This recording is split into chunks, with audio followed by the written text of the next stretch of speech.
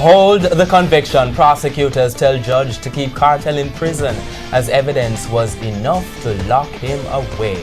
Good evening and welcome to Primetime News on air and online at onespotmedia.com. I'm Archibald Gordon. And I'm Doreen Samuels. Also this evening, we are doing our best. NWC says it's working on providing water to Portland. Another dump on fire. Residents in St. Anne's suffer as smoke from the Haddon dump blankets communities. Fearing the worst, fishermen in St. Anne worry they are not prepared for a hurricane. Visit Africa. Namibia waives visa requirement for Jamaicans. And in business news, new telecoms, tech company pushing for its own network after citing unreliability of local telcos. There's also sports post commentary and weather in the primetime package.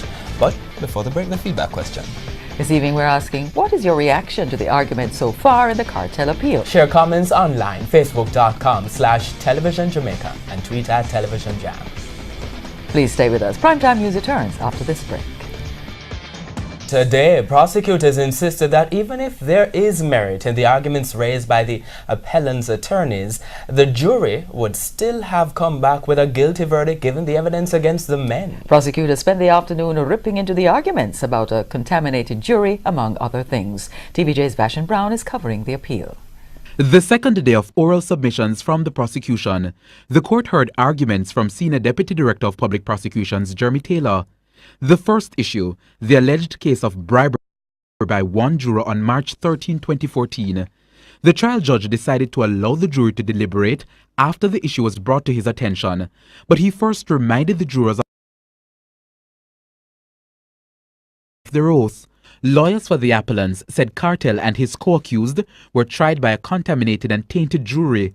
Prosecutors told the court today that what the trial judge had before him was merely an allegation. That allegation would need an inquiry. Jeremy Taylor argued that there were limits to the type of inquiry that the trial judge could have conducted. In fact, Mr. Taylor said an inquiry would mean the rule of secrecy would be breached. That's because jurors would be questioned about what they said and heard while in the jury room.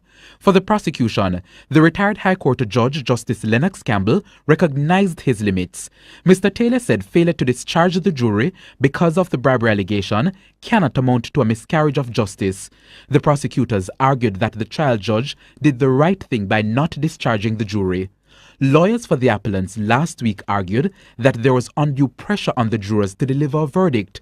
The jury was sent to deliberate 18 minutes to 4 p.m. on Thursday, March 13, 2014. The lawyers for the appellants argued that the review of the evidence was impossible to take place at that time. Evidence of over 20 witnesses, 5 unsworn statements, 27 exhibits, and 2 weeks of summation. Today, the prosecutors told the court that it does not follow that because the jury was retired after 3 p.m. means there was any undue pressure. Jeremy Taylor maintained that there was no evidence that the verdict was rushed.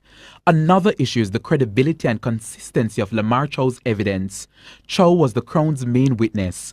According to the prosecution, the trial judge told the jury how to deal with the discrepancies in Chow's evidence, especially as it relates to the time he arrived at Swallowfield Avenue. As it relates to the chop-up text message, the prosecution insisted that it showed Kartel's state of mind. In fact, the prosecution went further and asked the appeal court to treat that specific text as an admission of murder.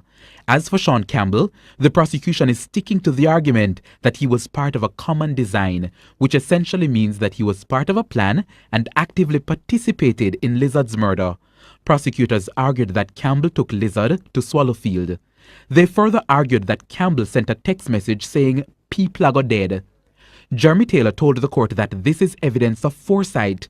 According to the prosecution, he knew what was going to happen to Clive Lizard Williams. Mr. Taylor said even though he wasn't there when the crime was committed, he cannot be excluded. So the prosecution wrapped up its oral submissions to the Court of Appeal today. Lawyers for the appellants are expected to respond when the matter resumes tomorrow. Reporting from the Court of Appeal in downtown Kingston, I am Vashon Brown for TVJ News.